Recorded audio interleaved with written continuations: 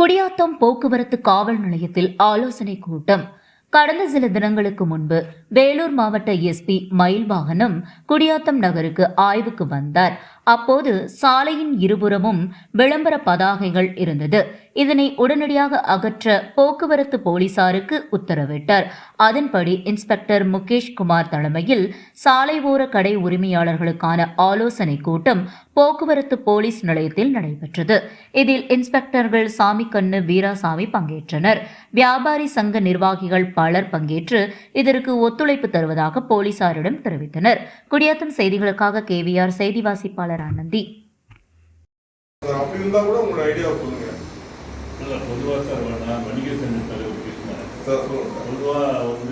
மக்களுக்காகத்தான் வணிகர்கள் இருக்காங்க.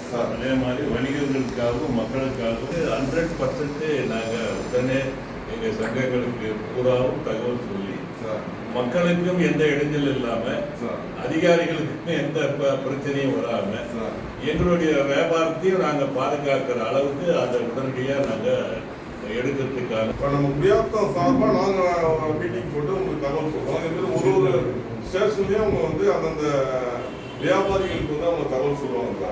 இப்போ குடியாத்தம் சார்பா உங்களுக்கு எல்லாம் எல்லாருக்குமே நான் வந்து தகவல் சொல்றேன். நீங்க நாளைக்கு ஒரு நாள் கூட நீங்க டைம் எடுத்துக்கிட்டு உங்க எல்லாரும் மெம்பர்ஸ் எல்லாருக்குமே தகவல் சொல்லி அதை போடுங்க. வணிகர்களை பொறுத்த வரைக்கும் பார்த்தீங்கன்னா அரசு அதிகாரிகளோட ஒன்றுபட்டு கண்டிப்பா செய்யறதுதான் நாங்கள் எங்களுடைய சங்கத்திலேயே முதல் இதுவே நாங்கள்